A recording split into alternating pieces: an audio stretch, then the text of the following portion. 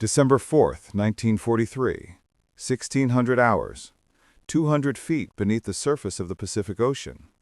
Commander Nobukiyo Nambu gripped the periscope housing as the first explosion detonated somewhere above his submarine, the I-39.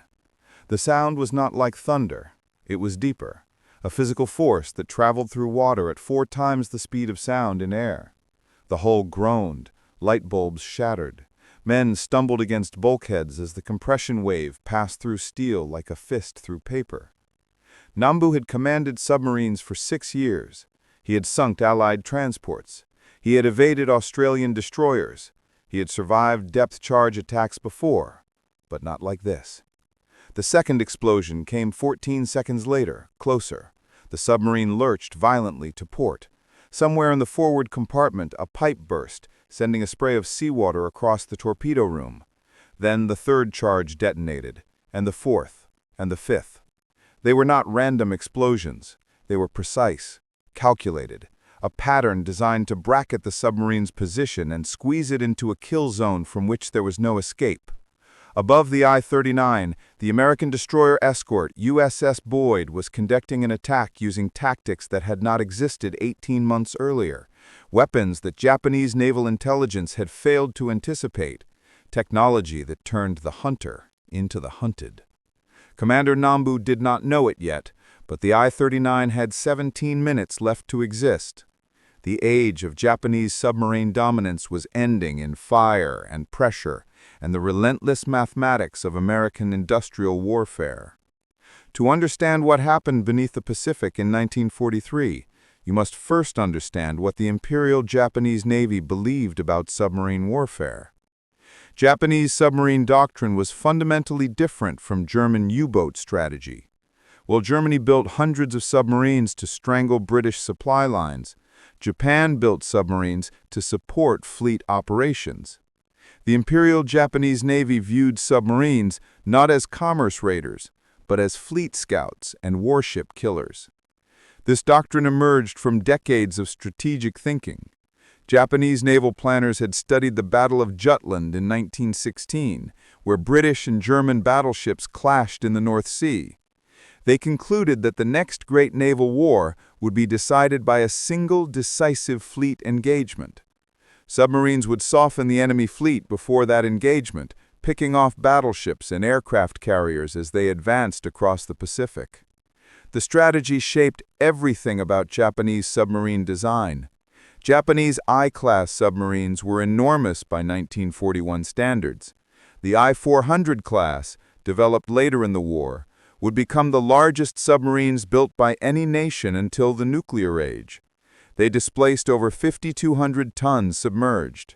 They carried 3 float-plane bombers in watertight hangars. They could travel 37,500 nautical miles without refueling. These were not the cramped U-boats of the Atlantic. They were underwater cruisers designed for long-range fleet operations across the vast distances of the Pacific Ocean. The RO-class submarines were smaller, designed for medium-range patrols and coastal defense. They displaced around 960 tons submerged and carried 4 torpedo tubes. They were workhorses, less glamorous than the giant I-boats, but essential to Japanese naval operations. By December 1941, Japan possessed 64 operational submarines, with more under construction. The force was commanded by Vice Admiral Mitsumi Shimizu, who deployed his boats according to established doctrine. Submarines would scout ahead of the combined fleet. They would report enemy movements. They would attack capital ships when opportunity arose. The attack on Pearl Harbor seemed to validate this approach. 5 Kohio-teki midget submarines participated in the December 7th attack, launched from larger I-class mother submarines. One midget submarine, commanded by Ensign Kazuo Sakamaki, ran aground and was captured. The others were lost, but the concept of using submarines to support major fleet operations appeared sound. In the months following Pearl Harbor, Japanese submarines achieved remarkable successes. On January 11, 1942, the I-6 torpedoed the aircraft carrier Saratoga southwest of Oahu. The carrier survived, but required 5 months of repairs. On August 31, 1942, the I-26 torpedoed Saratoga again in the waters near the Solomon Islands. Another carrier damaged, another validation of Japanese doctrine. The greatest Japanese submarine success came on September 15, 1942. The I-19, commanded by Lieutenant Commander Takaichi Kinashi, fired a spread of 6 Type 95 torpedoes at the aircraft carrier Wasp near Guadalcanal. 3 torpedoes struck Wasp, igniting aviation fuel fires that forced the carrier's abandonment. She sank that evening. But one of the torpedoes that missed Wasp continued traveling. It struck the battleship USS North Carolina, blowing a hole 32 feet by 18 feet in her hull. Another torpedo from the same spread hit the destroyer USS O'Brien, which later sank from structural damage. 1 submarine, 1 torpedo spread, 1 aircraft carrier sunk, 1 battleship damaged, 1 destroyer destroyed. The Imperial Japanese Navy had achieved exactly what its doctrine promised. Fleet submarines were hunting American capital ships with deadly effectiveness. But there was a problem hiding beneath the surface of these statistics. Japanese submarines were sinking warships. They were not sinking merchant ships. They were not strangling American supply lines. They were not learning from the German experience in the Atlantic, where U-boats were demonstrating that commerce warfare could bring an industrial nation to its knees. This doctrinal blindness would prove catastrophic. While Japanese submarines hunted glory against carriers and battleships, American shipyards were producing merchant vessels faster than any fleet of submarines could sink them. The Liberty Ship program alone would deliver 2,710 cargo vessels by the end of the war. Each ship took an average of 42 days to build. The industrial capacity was staggering. Japanese submarine commanders continued seeking the decisive engagement, the single torpedo spread that would cripple an American task force. They ignored the mundane but essential work of cutting supply lines. And while they hunted glory, American anti-submarine forces were learning, adapting, preparing weapons and tactics that would turn the hunters into the hunted. The first depth charges of 1941 were crude weapons, little changed from World War I designs. They sank slowly. They detonated at preset depths that skilled submarine commanders could evade. They required destroyers to pass directly over a submarine's position, giving alert captains time to maneuver. By late 1943, everything had changed. The I-39, diving desperately beneath Commander Nambu's orders, was about to discover exactly how much. The American anti-submarine warfare capability in December 1941 was dangerously inadequate. When Japan attacked Pearl Harbor, the United States Navy possessed approximately 170 destroyers. Most were assigned to fleet escort duties, protecting battleships and aircraft carriers. Dedicated anti-submarine vessels were scarce. Trained crews were scarcer. The doctrine for hunting submarines was primitive, borrowed largely from British experience in the First World War. The standard American depth charge in 1941 was the Mark VI. It weighed 420 pounds and contained 300 pounds of TNT. It sank at approximately 8 feet per second, which meant a submarine at 300 feet had nearly 40 seconds of warning between the splash and the detonation. 40 seconds was an eternity for a skilled submarine commander. The depth charge was detonated by a hydrostatic pistol, a pressure-sensitive mechanism that triggered the explosive at a preset depth. Destroyer crews had to estimate the submarine's depth, set the pistol accordingly, and hope their guess was accurate. If they set the charge for 200 feet and the submarine was at 250 feet, the explosion would damage nothing but fish. Detection technology was equally primitive. American sonar, designated by the Navy as echo ranging equipment, could detect submarines at ranges of approximately 1,500 yards under ideal conditions. But conditions in the Pacific were rarely ideal. Thermoclines, layers of water at different temperatures, bent and scattered sound waves. Biological noise from shrimp and fish created false contacts. Skilled submarine commanders learned to hide beneath thermoclines where American sonar could not reach. The attack procedure was cumbersome. A destroyer would detect a submarine on sonar, close to attack position, and roll depth charges off stern racks as it passed over the target. But the approach itself created a problem. As the destroyer closed within 200 yards, the sonar lost contact.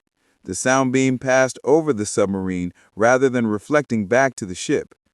This meant every depth charge attack ended with the destroyer blind, dropping explosives on the submarine's last known position while the target maneuvered away in the darkness below. Japanese submarine commanders learned to exploit these weaknesses quickly. When a destroyer approached, the submarine would dive deep and turn sharply. The depth charges would explode harmlessly above and behind. The destroyer would circle back, regain sonar contact, and attack again. The submarine would evade again.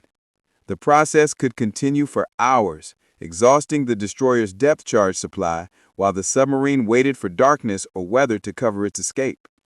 In 1942, American anti-submarine forces sank only 23 Japanese submarines. The Japanese lost more submarines to accidents and grounding than to American attacks. But the Americans were learning. The British had been fighting the Battle of the Atlantic since 1939. They had developed tactics and technologies that the Americans desperately needed. In early 1942, Royal Navy officers began sharing their hard-won knowledge with their American counterparts. The first improvement was doctrinal. British experience proved that coordinated attacks by multiple ships were far more effective than single-ship pursuits. One destroyer could maintain sonar contact, while others maneuvered into attack positions. The submarine could not evade in all directions simultaneously. The second improvement was technological.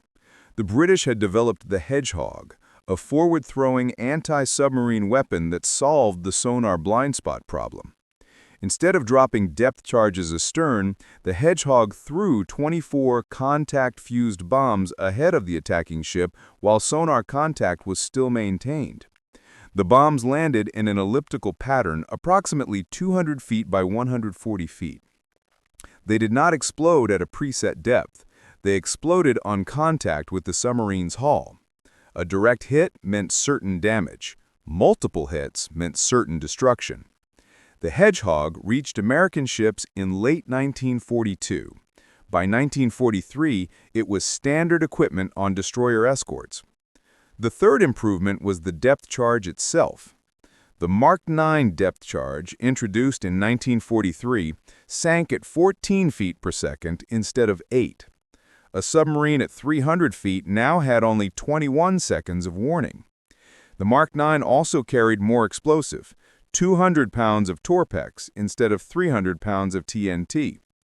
Torpex was 50% more powerful than TNT by weight. The killing radius of each charge expanded significantly.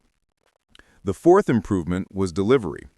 The Mark VI depth charge projector, nicknamed the K-gun, could throw depth charges 90 feet to either side of the attacking ship. Combined with stern racks, this allowed a single destroyer to create a pattern of explosions covering a much larger area. The submarine had less room to evade. The fifth improvement was organization.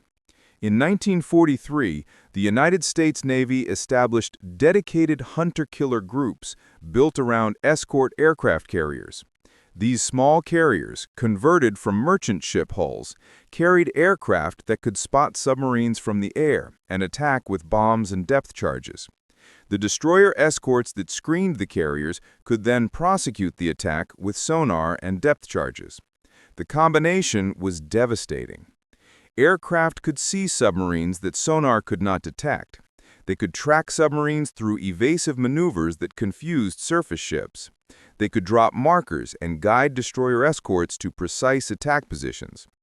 By late 1943, the American anti-submarine force had transformed from a collection of improvised responses into a coordinated killing machine. The Japanese submarine force had not transformed at all. They were still hunting aircraft carriers with the same tactics they had used in 1941. They were still diving deep and turning sharply when attacked. They were still assuming that American depth charges were as primitive as they had been 2 years earlier. Commander Nambu, fighting for his life aboard the I-39, was about to discover how wrong those assumptions were. The Japanese submariner's perspective. Lieutenant Commander Takakazu Kinashi had survived more depth charge attacks than any officer in the Japanese submarine service. By 1943, he had commanded the I-19 through 18 patrols, sinking the carrier Wasp and damaging multiple other vessels. He understood the rhythm of American attacks, the ping of sonar against the hull, the approaching propeller noise, the distant splash of depth charges entering the water, the tenth seconds of waiting before the explosions arrived. Kinashi had learned to count the interval between splash and detonation. 8 feet per second meant roughly 40 seconds for a deep dive. He would order maximum depth, hard rudder, and silent running. The charges would explode above and behind. The hull would shudder. Light bulbs would shatter, but the pressure hull would hold. In early 1942, this technique worked reliably. By late 1943, it was failing. The new American depth charges sank faster. The interval between splash and detonation had shrunk from 40 seconds to barely 20. The explosions came closer. The patterns were tighter. The attacks did not stop after 1 or 2 runs. They continued for hours, methodical and relentless. Japanese submariners began reporting something else. Explosions that came without the characteristic splash. Detonations ahead of the submarine rather than behind. Weapons that seemed to know exactly where the boat was hiding. They did not understand the hedgehog. Japanese naval intelligence had failed to identify the weapon. Submarine commanders faced an enemy they could not analyze, could not predict, or could not evade using established techniques. The psychological toll was immense. Men who had once hunted with confidence now flinched at every sonar ping. Sleep became impossible. Crews developed nervous disorders. The deep ocean, once a sanctuary, had become a tomb waiting to close. Kinashi survived the war. Many of his colleagues did not. The American destroyer crew's perspective. Sonarman Second Class Robert Henderson served aboard the destroyer escort USS England during her legendary patrol of May 1944. His job was to sit in a darkened compartment, wearing headphones, listening to the electronic pulse of the ship's sonar, hour after hour, day after day, listening for the echo that meant a Japanese submarine was hiding beneath the waves. The work was tedious until it became terrifying. When contact was made, Henderson's world transformed. He called out bearing and range. The ship accelerated to attack speed. The captain maneuvered toward the contact. Henderson tracked the target, adjusting for its movements, predicting where it would be when the weapons arrived. The approach was the worst part. As the range closed, the sonar beam rose. The contact grew weaker. At 200 yards, it often disappeared entirely. Henderson would call lost contact, and the attack would proceed on dead reckoning alone. Then came the hedgehog. The weapon changed everything. Contact could be maintained until the moment of firing. Henderson could hear his own ship's weapons splash into the water ahead. He could hear them sinking toward the target. And then, if the attack was successful, he could hear something else. The crunch of steel collapsing. The secondary explosions of torpedoes cooking off. The groaning death of a submarine breaking apart under pressure. You didn't celebrate, Henderson recalled decades later.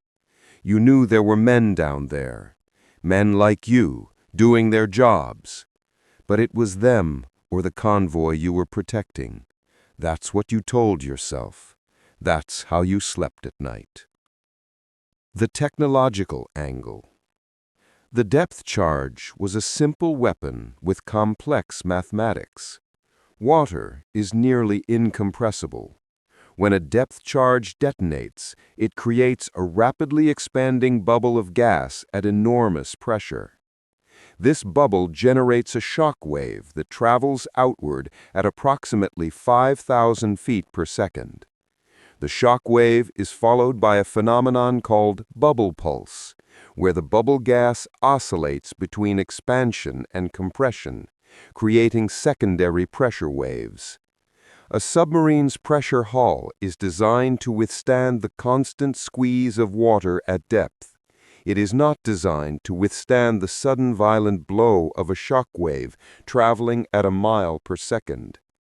The lethal radius of a Mark VI depth charge was approximately 25 feet for a direct kill and 75 feet for serious damage. But these numbers assumed the charge detonated at the correct depth. A charge set for 200 feet and detonating at 150 feet would waste much of its energy on empty water. The Mark IX depth charge changed these calculations dramatically.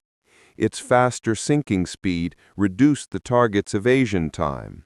Its Torpex explosive increased the lethal radius to approximately 35 feet for a direct kill and 100 feet for damage. But more importantly, the improved attack patterns meant multiple charges detonated simultaneously, creating overlapping shock waves that multiplied the destructive effect.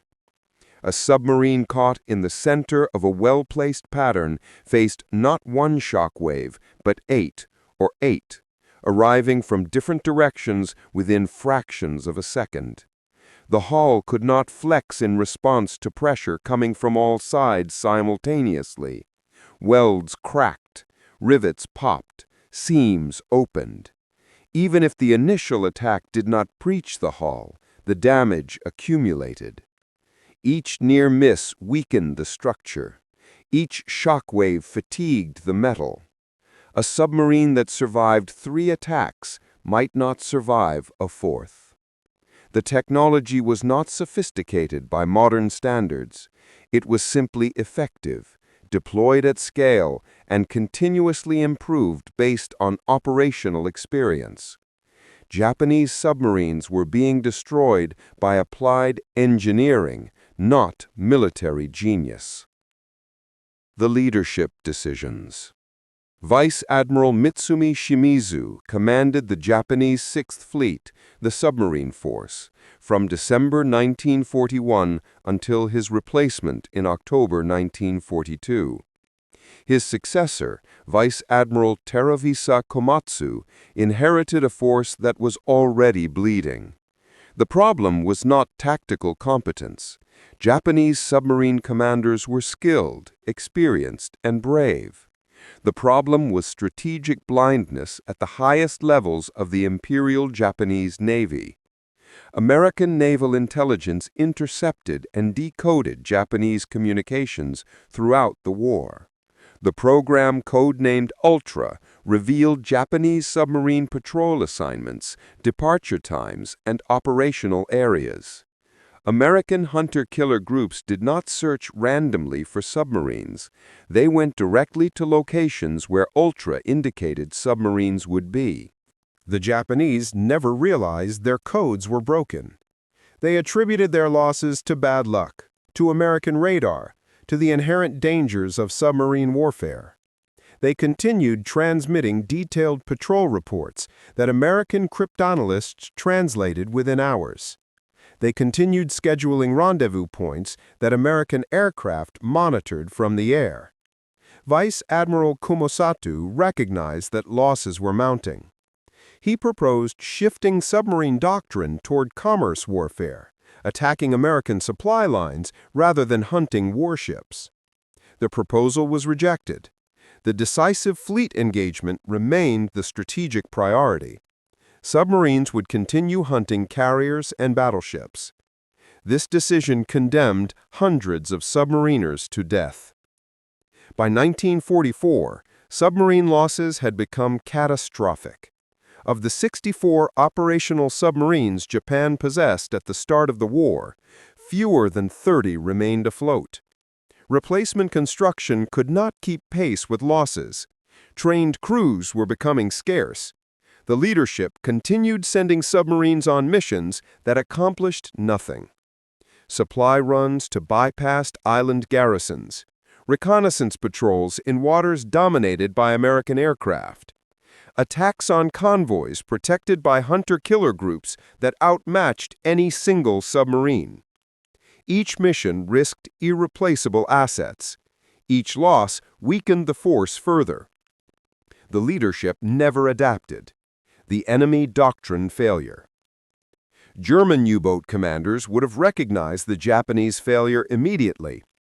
Admiral Karl Donitz, commanding the German submarine force, had developed wolfpack tactics specifically to overwhelm convoy escorts. Multiple U-boats would coordinate attacks, striking from different directions, saturating the defenses, sinking merchant ships faster than escorts could respond. The Japanese never adopted these tactics. Their submarines operated individually, attacking independently, dying alone. A Japanese submarine encountering an American convoy faced not just the merchant ships, but the entire escort screen. Destroyers, destroyer escorts, patrol aircraft. The submarine might sink one ship before the escorts converged on its position. German U-boats also prioritized commerce warfare. They understood that sinking a Liberty ship loaded with tanks and ammunition hurt the Allied war effort more than sinking a destroyer that could be replaced within months. They attacked the weakest point of the Allied system, the long supply lines that stretched across the Atlantic. Japanese submarines attacked the strongest points. Aircraft carriers surrounded by screening ships, battleships with anti-submarine escorts, targets that were difficult to approach, dangerous to attack, and quickly replaced by American industrial capacity. The doctrine was not just ineffective, it was suicidal. A Japanese submarine commander who successfully attacked an American carrier fleet faced almost certain destruction. The escorts would hunt him for hours. Aircraft would mark his position with dye and sonobuoys. Depth charges would fall until his boat was sunk or his crew was too exhausted to continue evading. Victory and death became synonymous. The submariners accepted this. Their leadership never questioned whether it was necessary. The mathematics of depth. Every submarine commander understood the relationship between depth and survival. The deeper a submarine dove, the longer American depth charges took to reach it. At 300 feet, even the fast-sinking Mark IX required over 20 seconds to arrive. At 400 feet, the interval stretched to nearly 30 seconds. 30 seconds of maneuvering could move a submarine hundreds of feet from its previous position. But depth came with costs. Japanese submarines were designed for maximum operational depths of approximately 330 feet. Exceeding this depth risked structural failure. The pressure hull tested to specific tolerances could crack or implode if pushed beyond its limits. American attack patterns accounted for this mathematics. Depth charges were set to detonate at staggered depths, some at 150 feet, some at 250 feet, some at 350 feet. The submarine could not evade vertically. Every depth was covered. Every escape route was blocked. The Hedgehog added another dimension of terror. Its projectiles sank at approximately 23 feet per second and detonated on contact with any solid object. A submarine at 200 feet faced impact within 9 seconds of the weapons entering the water. There was no time to dive, there was no time to turn. The only hope was that all 24 projectiles would miss. The mathematics were brutal.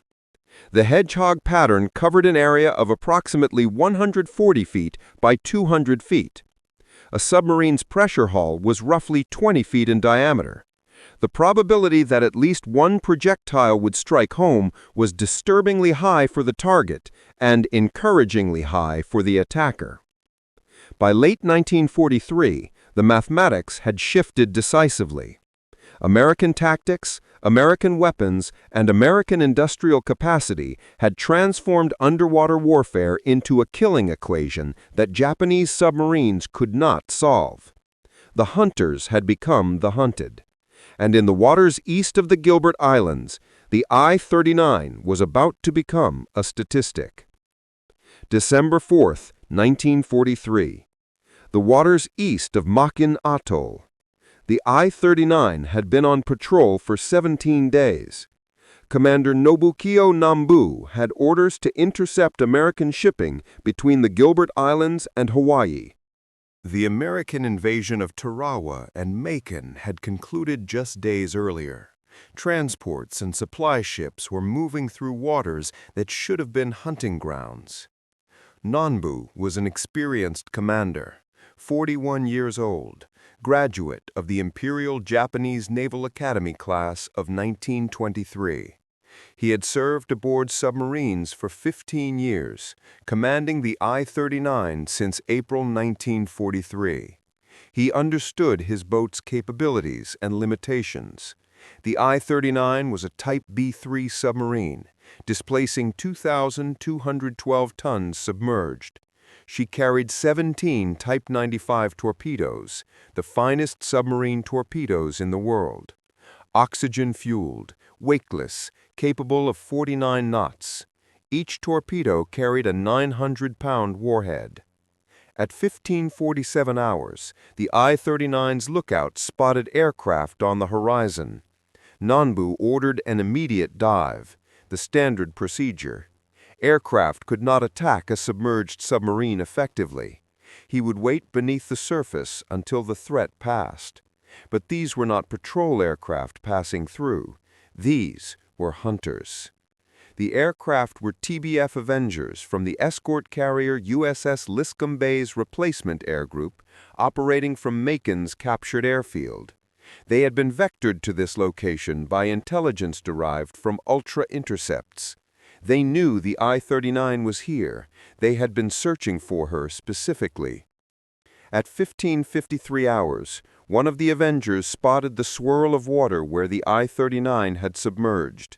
The pilot marked the position with a green dye marker and radioed coordinates to the surface forces.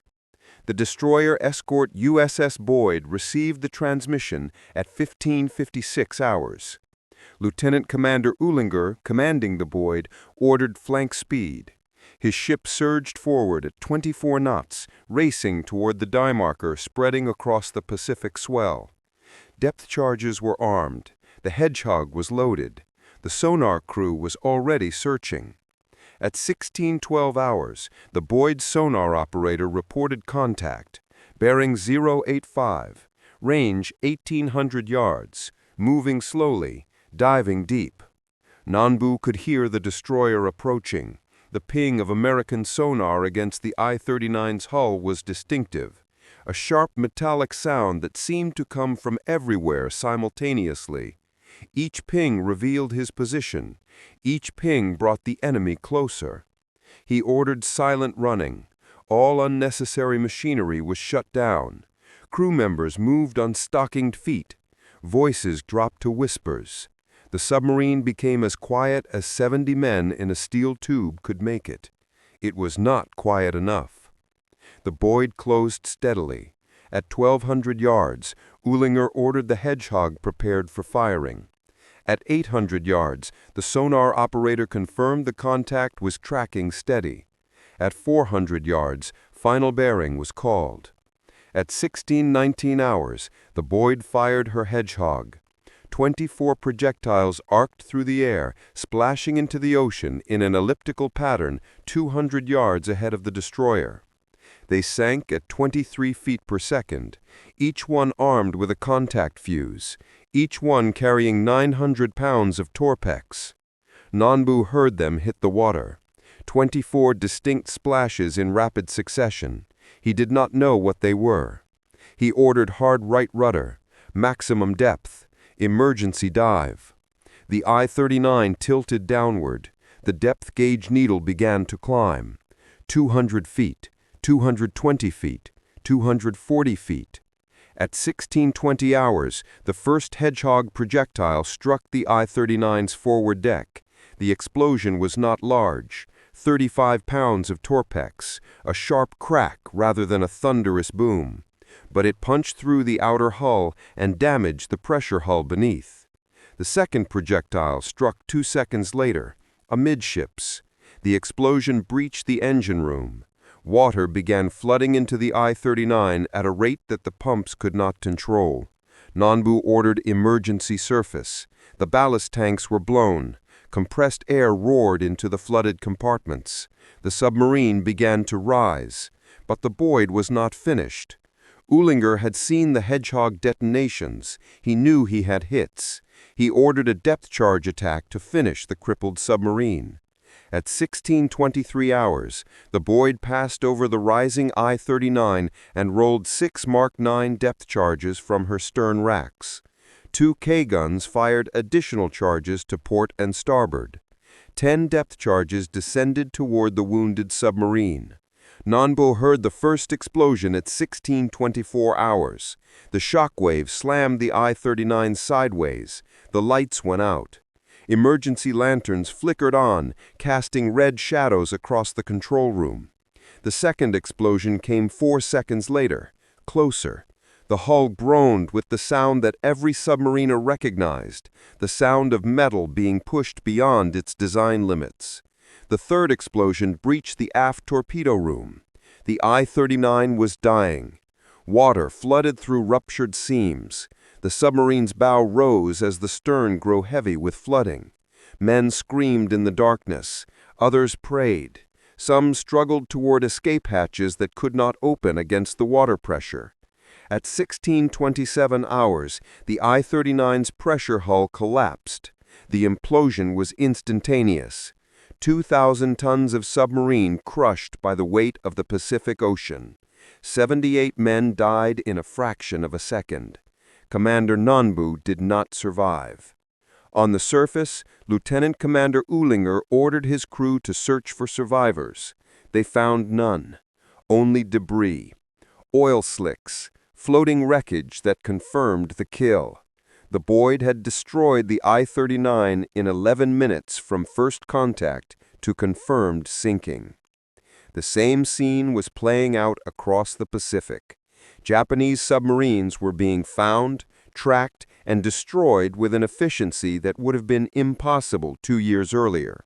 The I-39 was not an isolated case. She was part of a pattern. A pattern of destruction that would continue until the Japanese submarine force ceased to exist as an effective fighting force. The destruction of the I-39 was not exceptional. It was becoming routine. In the months following December 1943, American hunter-killer groups refined their tactics into a systematic killing process. Each sinking provided lessons. Each lesson was analyzed, documented, and distributed throughout the anti-submarine force. The learning curve steepened. The kill rate climbed. May 1944. The waters west of the Mariana Islands. The destroyer escort USS England was about to accomplish something unprecedented in naval warfare. Commander Walton Pendleton commanded the England, a new Buckley-class destroyer escort commissioned just 7 months earlier. His ship displaced 1,740 tons, carried 3-inch guns and torpedo tubes, and was equipped with the latest American anti-submarine technology. Hedgehog projectors, Mark IX depth charges, advanced sonar. The England was part of a hunter-killer group built around the escort carrier USS Hoggett Bay. Their mission was to intercept Japanese submarines, forming a patrol line designated NA by Japanese naval planners. Ultra intercepts had revealed the patrol line's coordinates. The Americans knew exactly where to hunt. On May 19, 1944, the England sonar operator reported contact, bearing 350, range 1,400 yards, moving slowly at depth. The target was the I-16, a veteran submarine that had participated in the Pearl Harbor attack, launching one of the midget submarines against Battleship Row on December 7, 1941. Now, 2.5 years later, she was running for her life. Commander Pendleton ordered the attack. The England closed at 15 knots, maintaining sonar contact, tracking the I-16's evasive maneuvers. At 600 yards, the Hedgehog was ready. At 400 yards, final bearing was confirmed. The Hedgehog fired at 0847 hours. 24 projectiles splashed into the ocean ahead of the destroyer escort. They sank toward the I-16's estimated position. Commander Kaoru Yoshitome, commanding the I-16, heard them entering the water and ordered emergency maneuvers. He was 3 seconds too late. 2 projectiles struck the conning tower. The explosions breached the pressure hull. Water flooded into the control room. The submarine plunged toward the bottom, out of control, beyond saving. 107 men died with her. The England had scored her first kill. She would not stop there. On May 22nd, the England detected the RO-106 operating as part of the same patrol line. The attack followed the same pattern: sonar contact, approach, Hedgehog attack, contact explosions. The RO-106 sank with all 44 hands. On May 23rd, the England found the RO-104. Commander Pendleton was developing a rhythm now. His crew worked with mechanical precision. Sonar contact at 0645 hours. Hedgehog attack at 0658 hours. 3 contact detonations. The RO-104 carried 38 men to the bottom. On May 24th, the RO-116 was detected west of the patrol line's designated coordinates. She was attempting to evade, running silent, hoping the Americans would pass her by. They did not. The England sonar operator tracked the RO-116 for 47 minutes, maintaining contact through every evasive maneuver the Japanese commander attempted. At 11:34 hours, the Hedgehog spoke again. 2 hits. The RO-116 broke apart at 400 feet depth. 4 submarines in 6 days. The England was rewriting naval history. On May 26th, the RO-108 became the 5th victim. The attack lasted 32 minutes. The result was the same: contact explosions, breaking up noises on sonar, oil and debris rising to the surface. On May 30th, the England encountered the RO-105, the last surviving submarine of the NA patrol line. Commander Yoshio Ogawa had heard radio reports of his fellow submarines being destroyed one by one. He knew the Americans were hunting systematically. He knew he was next. Ogawa tried everything: deep diving, radical maneuvers, speed changes, silent running. He fought for his life and the lives of his 44 crew members for over 3 hours. At 14:35 hours, the England's 6th Hedgehog attack scored 3 direct hits. The RO-105 sank in less than 2 minutes. 6 Japanese submarines destroyed in 12 days. All by the same destroyer escort, all using the same weapon, all following the same tactical pattern. The England's record would never be matched by any ship in any navy during World War II. Admiral Ernst King, Commander-in-Chief of the United States Fleet, sent Pendleton a message that became famous throughout the Navy: "There'll always be an England in the U.S. Navy." But the England's achievement was not about one ship or one captain. It was about a system. American anti-submarine warfare had evolved into a machine. Intelligence identified targets. Hunter-killer groups located them. Standardized tactics prosecuted attacks. Effective weapons delivered destruction. Each component supported the others. Each success refined the process. Japanese submarines were being fed into this machine and ground into wreckage. The NA patrol line had been established to detect American fleet movements toward the Mariana Islands. 8 submarines had been assigned to the line. The England alone destroyed 6. Aircraft and other escorts destroyed the remaining 2. The entire patrol line was annihilated without detecting a single American warship. The strategic implications were catastrophic for Japan. Submarines that were supposed to provide early warning of American attacks were being hunted to extinction. The invasion of Saipan would proceed without interference from Japanese submarine reconnaissance. By mid-1944, the Japanese submarine force was dying, not in glorious fleet engagements or in decisive battles against aircraft carriers, but in the darkness beneath the Pacific, crushed by depth charges, shattered by hedgehog projectiles, destroyed by a system they could not comprehend and could not defeat. The mathematics that Captain Tanaka would later identify in his diary on Saipan applied equally beneath the waves.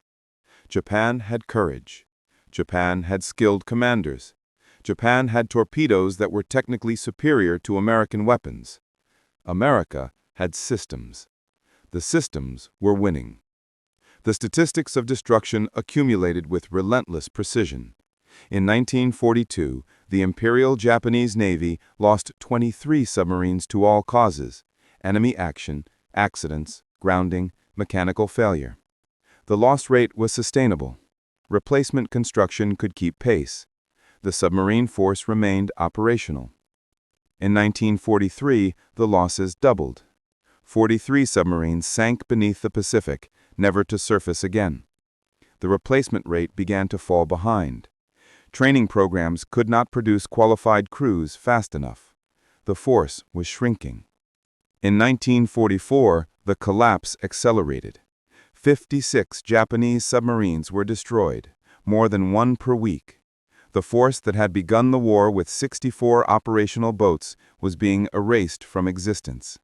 By August 1945, when Japan surrendered, only 16 operational submarines remained. 128 submarines had been lost during the war. Approximately 16,000 submariners had died. The casualty rate exceeded 52%, higher than any other branch of the Japanese military. The American anti-submarine forces had achieved something remarkable. They had effectively eliminated an entire branch of the enemy's navy. The human cost was concentrated in the darkness beneath the waves. Lieutenant Commander Zenji Orita survived the war, one of the few experienced submarine captains to do so. He had commanded the I-177 and later the I-47, participating in Kaiten, human torpedo operations during the final desperate months of the conflict. Orita described the transformation of submarine service from honor to horror. In 1942, submarine duty was coveted. The boats were elite, the crews proud, the missions promised glory against enemy warships. By 1944, submarine duty was a death sentence. Crews knew that most patrols ended in destruction. They sailed knowing they would likely never return. The pride remained, but it was the pride of men walking towards certain death. We did not expect to survive, Orita wrote after the war. We expected only to fulfill our duty before dying. Every patrol was a funeral voyage. Every departure was a farewell. The submarines that survived into 1944 were increasingly used for missions that reflected Japan's desperation.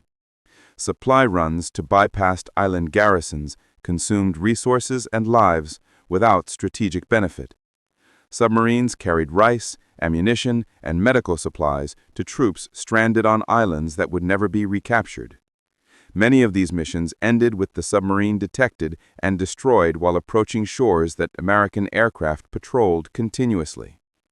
The I-41 was sunk on November 18, 1944, while attempting to supply the garrison on Leyte.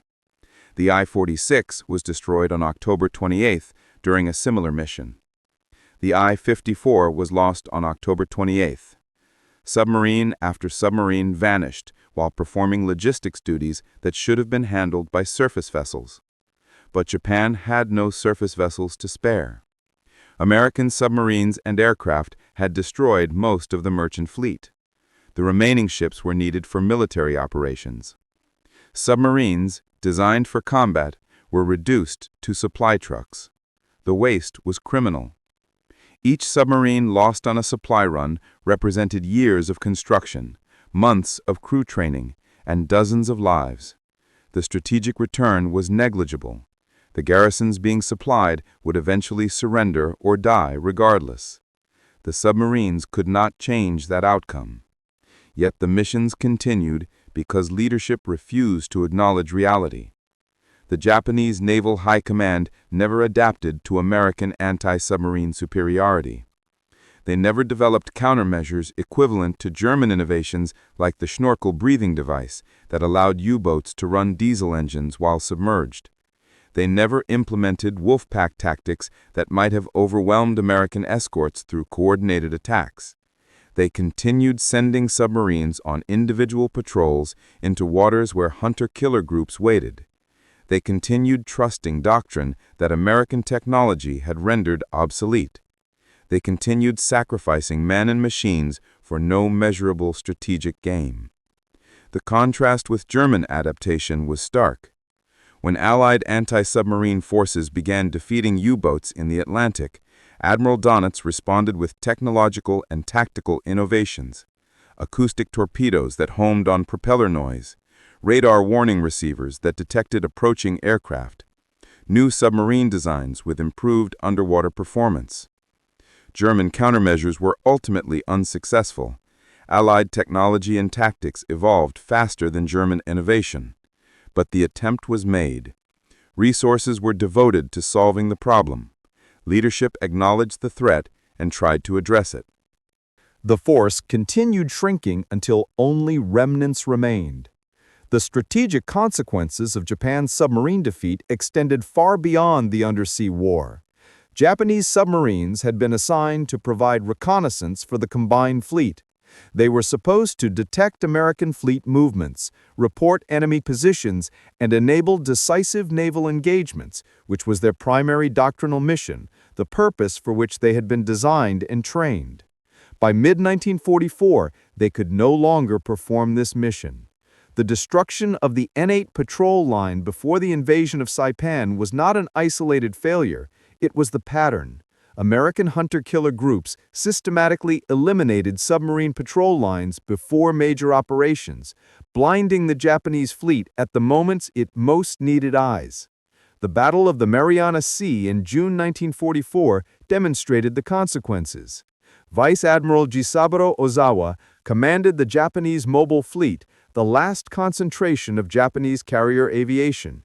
He planned to engage the American Fifth Fleet in a decisive battle that would reverse Japan's declining fortunes, launching aircraft from maximum range to strike American carriers, land on airfields in the Mariana Islands to refuel and rearm, then strike again on their return flight. The plan required accurate intelligence about American fleet positions. The submarines were supposed to provide that intelligence. Patrol lines had been established across likely American approach routes, and 25 submarines were assigned to reconnaissance duties. Most were destroyed before the battle began. American hunter-killer groups, guided by ultra-intercepts, found and sank submarine after submarine. The patrol lines dissolved, the reconnaissance screen vanished, and Ozawa sailed toward battle with almost no information about enemy strength or disposition. The result was catastrophic. American fighters intercepted Japanese aircraft at maximum range, guided by radar that Japanese planners had underestimated, and the Great Marianas Turkey Shoot destroyed over 300 Japanese aircraft in 2 days. 3 Japanese carriers were sunk, and Japanese naval aviation never recovered. The battle was lost, in part, because the submarines that should have provided warning were already at the bottom of the Pacific. Okinawa repeated the pattern in April 1945. The Japanese assembled the largest submarine force of the war for the defense of Okinawa. 39 submarines were assigned to attack the American invasion fleet, hoping to inflict losses that would make the conquest prohibitively expensive and force negotiations.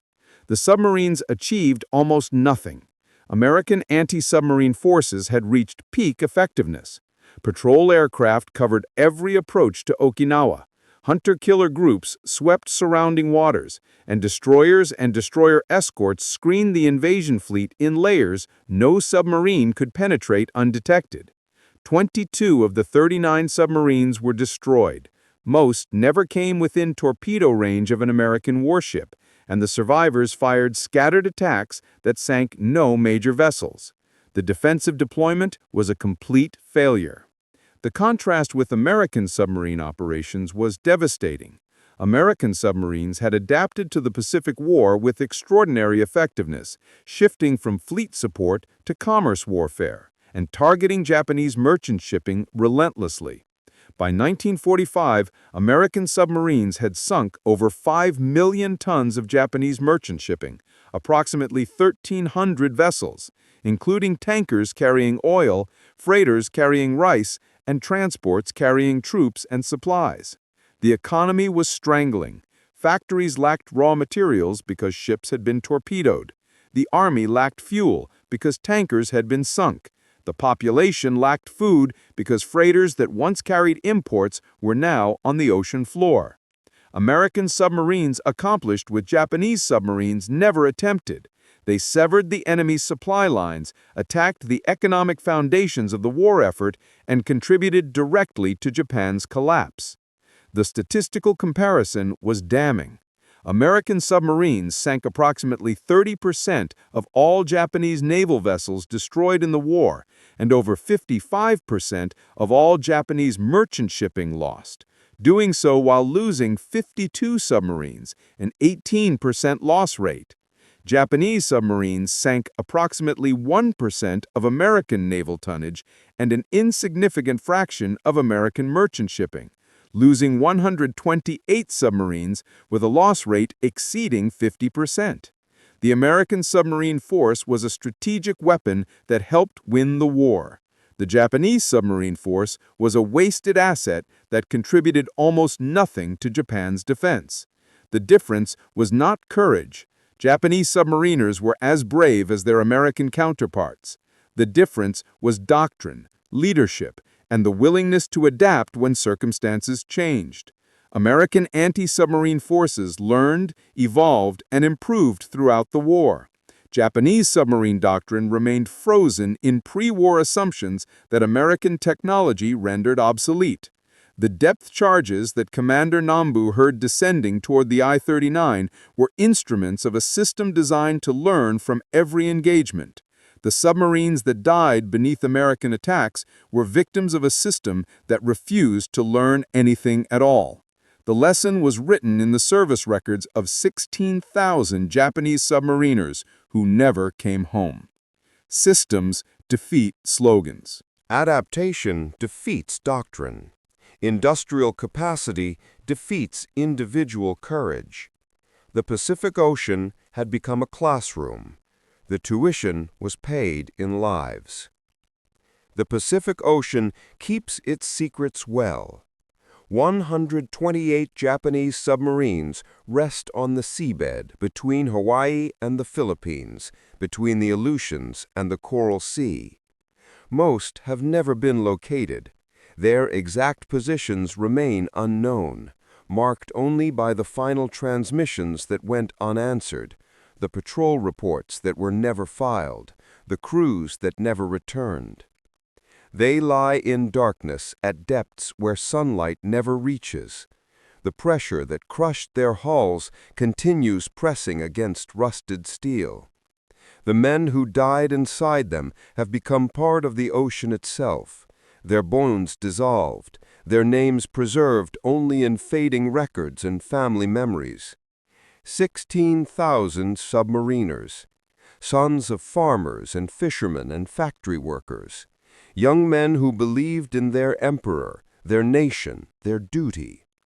They sailed into waters where American technology had made their courage irrelevant. The depth charges that destroyed them were not weapons of hatred. They were engineering solutions to tactical problems.